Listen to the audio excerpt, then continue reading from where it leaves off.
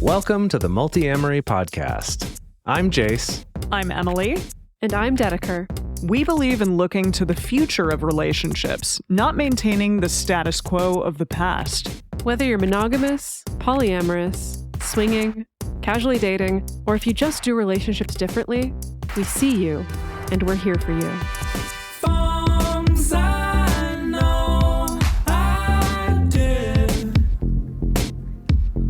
Forcing me to form myself to fit. On this episode of the Multiamory podcast, we are answering a question from one of our Patreon supporters. If you want the opportunity to ask a question on the show, become one of our patrons at patreon.com/multiamory. We will be doing this for the next couple months, releasing an extra episode each week, answering a listener's question, and we're really excited to hear from you all about what you think of this new format. We have spent a lot of time studying healthy relationship communication, but we're not mind readers. We're working on it, but it's a slow process. So just keep that in mind as we answer these questions. Our advice is based solely on the limited information that we have from the questions, so please take it with a grain of salt. Everybody's situation is unique. We encourage you to use your own judgment, seek professional help if needed, and the question below has been edited for time and clarity. The question is, how can I know if sneakiarchy is happening in my relationship? Sneakiarchy, that's a new one. I love it. Is that new to you?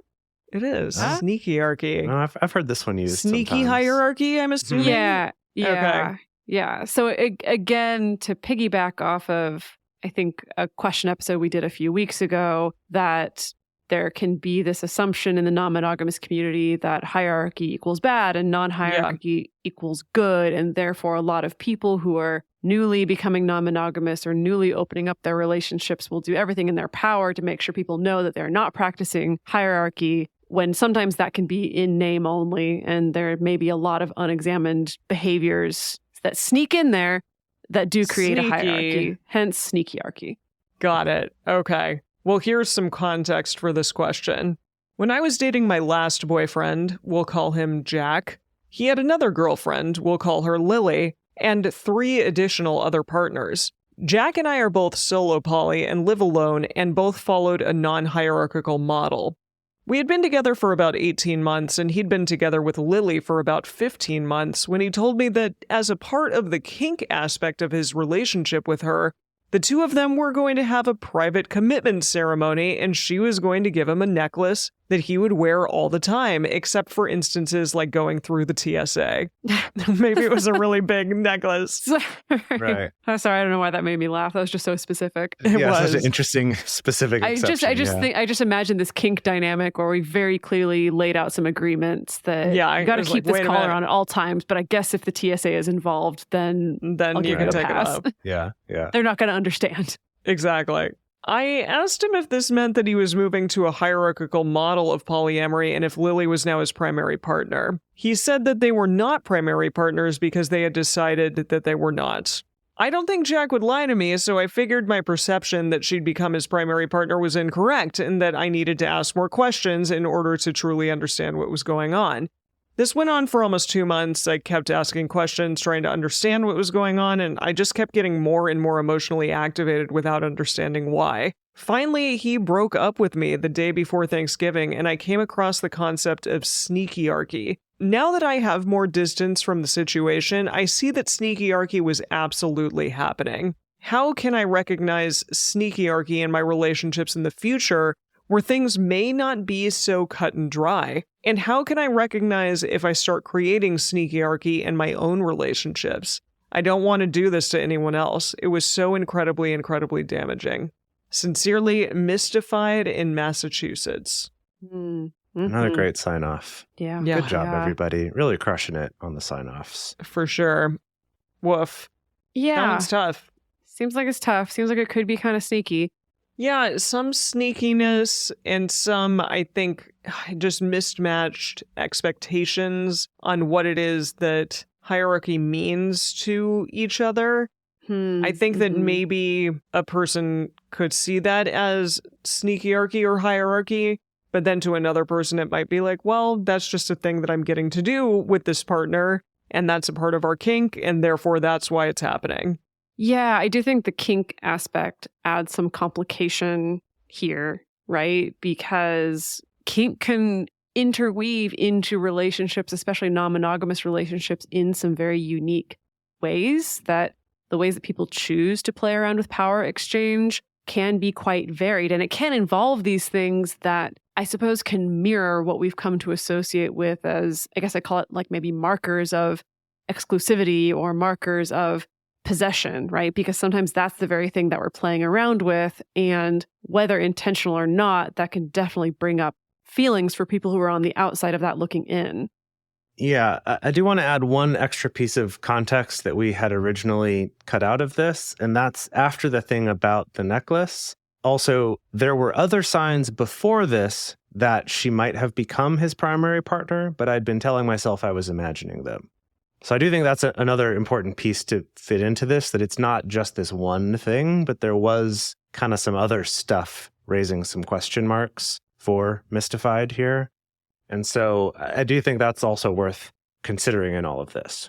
Because my initial reaction to just the kink part with the necklace is kind of to say like, well, that is sort of a different thing. And that doesn't necessarily mean that that relationship is hierarchical in other senses of their life. But the fact that there's these other signs makes me think this isn't really about the necklace, but that was just the easy thing to point to, right? That clearly there was some stuff going on that you were sensing. And I do think that's worth kind of acknowledging and saying like, yeah, there was some stuff you were picking up on. And that's maybe where I would put the emphasis, is rather than on just specific symbols or kind of tangible things, but what were some of those other behaviors that were going on that made you feel that way? So let's dive in and explore this. But first, I just want to say thank you to Mystified in Massachusetts for writing in. And thank you to all of our patrons who help make this show possible. If you would like to become one of them, get to ask questions to put on the show, and also to be part of an amazing community of people who are really supportive of each other, have really great conversations. It's honestly one of the few nice places on the internet, in my opinion. And I just really appreciate our communities for that. You can join that by going to multiamory.com/join. and becoming one of our patrons there, getting access to the private community, as well as things like ad-free episodes and our video discussion groups every month. I want to acknowledge that this person definitely saw the fact that this was something that they were not okay with, that they questioned it, and then they realized after the fact, after the breakup happened, that yes, their fears were something that they needed to be worried about and that actually kind of came true. So from that standpoint, I think that just trusting your gut is something that hopefully they can do if they get into a situation again like this.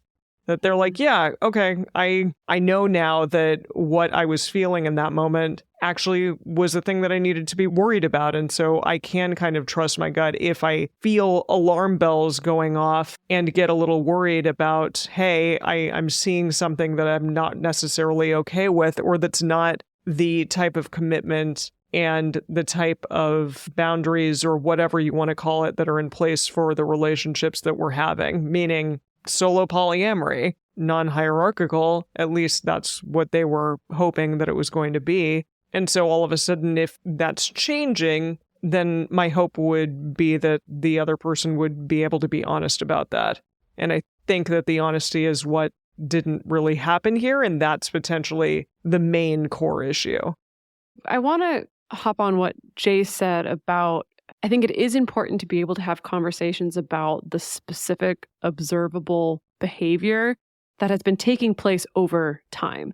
I think that sometimes people can get maybe a little activated and jump the gun the first time they feel like maybe they got the short end of the stick in a relationship. And I do think that for us to diagnose this as a sneakiarchy situation, I think we'd have to have a sense that this is some kind of unconscious pattern going on over time. We also don't get a lot of details about the breakup in particular. So a lot of things can go into breakups. I have a feeling that if we talk to the person who broke up with Mystified, they would probably claim, oh no, it had to do with 6 billion other things, right? Which is, This is kind of how these stories go. But to bring it back, I do think that in order to help with this in the future, I think you need to have the courage to be able to sit down with a partner in a compassionate and calm way to talk about, hey, these are the things that I'm observing. Like, I've noticed that you haven't been as responsive to me. I noticed that we're getting less time together. Or maybe it's something like, hey, you did this commitment ceremony with another partner and that brought up some feelings for me. And I realized actually that maybe I'm wanting something similar as well from you. Can we talk about that? And then there has to be another level of when you see another partner getting jewelry, whether it's kink jewelry or commitment jewelry, do you also want jewelry? Or is it more about, I also want to feel like you're proud of me and want to formalize our relationship in some way? You know, like, this is a good opportunity to do some examination, do some investigation about what you're actually wanting. And I think that if your partner is able to receive that and be open to that and collaborate with you on that, then I don't think you have a sneakiarchy. You may just have a situation where different relationships are hitting different milestones at different times. And maybe that's clarifying to you some of the things that you're feeling like you actually also want in this relationship. I think if your partner's not open to that or gets really defensive about that, then maybe there might be something untoward's happening. Or maybe they're just not interested in that with you. There could be that too. Yeah, potentially. And I guess that's something I wanted to come back to when we're talking about specific behaviors, is I would even narrow that further to say, what are the things you could focus on that have to do with your relationship specifically? Because I think that we can get ourselves in trouble if we're too focused on like, oh, well, I think they're doing this in this other relationship, or they're thinking a different way about this other relationship than they are about me. And it's not that those feelings aren't valid, because that does come up, right? That comparison or envy or whatever can come up, but it's ultimately not really a thing that you can do anything about, and is a hard thing to get clear answers on. And it's ultimately really not the problem. I would say that in this case, it sounds like there were some things, and I don't know what they might have been, but some things going on that felt like your relationship with Jack wasn't being prioritized when you felt like it should have been, or was being deprioritized for him. Maybe that was kind of leaving just the scraps of his schedule for you. Maybe that was feeling like your plans were more likely to get canceled on, things like that. And I'm speaking from experience at times where I've been upset about this, and my first reaction was to focus on what's the other relationship causing this problem for me. And when I eventually was able to switch my focus to be more about, well, what's actually happening in my relationship that I'm not happy about, and focus on that, then it kind of puts it on your partner to realize like, oh, if this is a problem in this relationship, I've got to figure out a way to fix that. Whether that involves my other relationship or not, that's kind of not your problem. And I don't mean like you get your nose out of it. I just mean like, you don't have to be stressing about it. That's not your problem. If you just focus on asking for what you want and having those conversations about your own relationship, it's kind of like, let them take care of whatever mess they may have made in their other relationship. I know I'm sounding a little bit like harsh about it, but there's something freeing about that, of kind of limiting the scope of what you need to worry about and focus on here. Right. Yeah, I think all of those are really good points. I would just also kind of look at what is it that you want in your ideal relationship structure. And do you think that you are ever going to want things that include a commitment ceremony or a piece of jewelry or something along those lines after, seeing this? Because if you're upset that somebody else is doing that with someone, I mean, that's telling. But again, like Jason Dedeker said, that's not about you and your relationship. And so maybe those aren't necessarily the things to be focusing on. Now, if there are other things within the relationship that you're struggling with, or commitments that are broken, or plans that are kind of thrown by the wayside because they're deciding to go out with someone else, then that may be an issue in another way. But those are all things to look at. And I think when you're talking about how can I recognize if I start creating sneakiarchy in my own relationships, look back at this experience and also ask yourself and get clear with your partners, what is it that we want to add to this relationship and what is it that we don't want in this relationship? Yeah, and just focus on the dynamics in those relationships themselves. I just want to encourage you not to get too caught up in trying to analyze or be hyper alert for hierarchy, but more be hyper alert, maybe not hyper alert, but be alert for just behavior that doesn't feel respectful of your own relationship. Yeah. That I think putting your energy there is going to keep you in a more positive place. And to go back real quick to the jewelry thing, the necklace, I do think that's an interesting dynamic, right? Because part of the whole deal with jewelry in a kink setting, often like a collar or something like that, is that by agreeing to wear it all of the time, I mean, except for TSA, obviously. Yeah, obviously. But when agreeing to wear it all the time, part of kind of the kink dynamic there is that it's sort of this public show of like being owned or kind of being possessed by this other person, right? That's all part of the dynamic. However, when it comes to them wearing that all the time when they're with you, you're now kind of part of their dynamic, whether you wanted to or not. And I don't mean to say like, oh, this is some sort of violence against you or something like that. Like, I don't think it's helpful to try to take it into this like, oh, well, you involved me in your kink without my consent. Like, but it is a question of, are you okay with that? Yeah. And I think it's valid to say, like, honestly, I don't want to be part of that type of relationship with you and this other person. So I don't want you to wear that with me.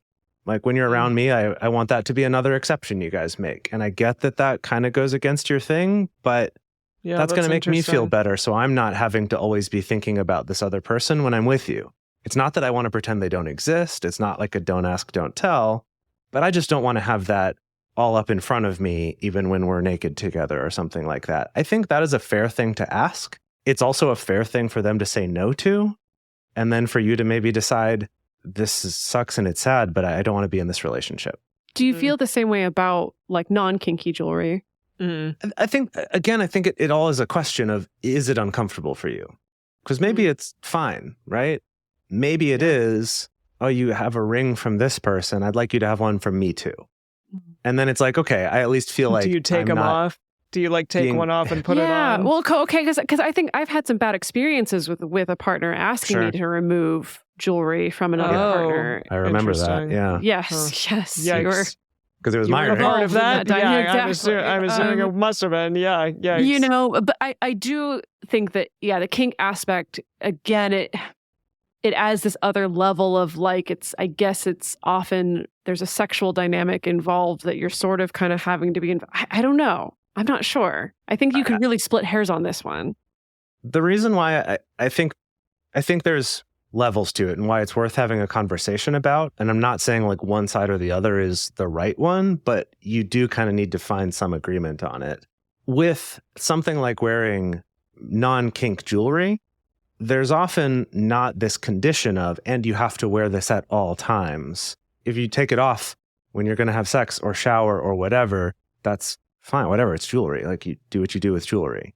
So I think that part of the kink dynamic's different, where there's this expectation of part of our relationship dynamic is I can't ever take this off. And so I think that changes it a little bit. Yeah, like it removes some of that flexibility where it's like, maybe it's like, yeah, you can wear your ring from your other partner, but like, I'd rather you didn't while we're having sex, like in that actual moment. It could be that. Like, I just think that's a conversation that it's worth being able to have and not just assume you don't get to have that. And maybe your answer is, I don't want to be in that relationship. Maybe their answer is, I don't want to be in a relationship with you if you aren't okay with me doing that. Like, all those are valid, if sad and upsetting options. I just don't want to get too focused on jewelry. I just don't want because here's the deal is I feel like I can see people thinking if I get my partner to take off this jewelry, that's going to resolve my complicated feelings that I have about their relationship. True. And when really it's not about the jewelry. Yeah. I think I agree with what you're saying about it's like, I think people can have a conversation about this and people can negotiate this, but I also don't want people to hear this and take that as permission of like, that's going to be my way to kind of control someone so that then I can deal with my maybe negative relationships about their relationship. Yes, that's such a good point. Yes, that often we're treating the symptom and not actually what's going on. Yeah. Which kind of brings us back to the point I think we're all trying to make, which is focus on what's really going on in your relationship with this person, less about what's going on in their other ones, but kind of focus on that. Because ultimately, that's the only relationship you have with this person is the one that you have with them, right? That's the one that you have control over to a certain degree, that you have influence in, right? So I think focusing on that could help with both. Right, Mystified in Massachusetts. Thank you for your question. Best of luck with your next relationships. And also, I mean, thank you for your question because I appreciate the three of us having an opportunity to talk about these things as well. It's been many years since we talked about that whole ring I thing. know. Oh. Yeah. And we want to hear from the rest of you as well. The best place to share your thoughts with other listeners about this episode is in the episode discussion channel in our Discord server, or you can post about it in our private Facebook group. You can get access to these groups and join our exclusive community by going to patreon.com/multiamory. In addition, you can share with us publicly on Twitter, TikTok, Facebook, or Instagram. Multiamory is created and produced by Jase Lindgren, Emily Matlack, and me, Dedeker Winston. Our production assistants are Rachel Shennework and Carson Collins. Our theme song is Forms I Know I Did by Josh and Anand from the Fractal Cave EP. Full transcript is available on this episode's page on multiamory.com.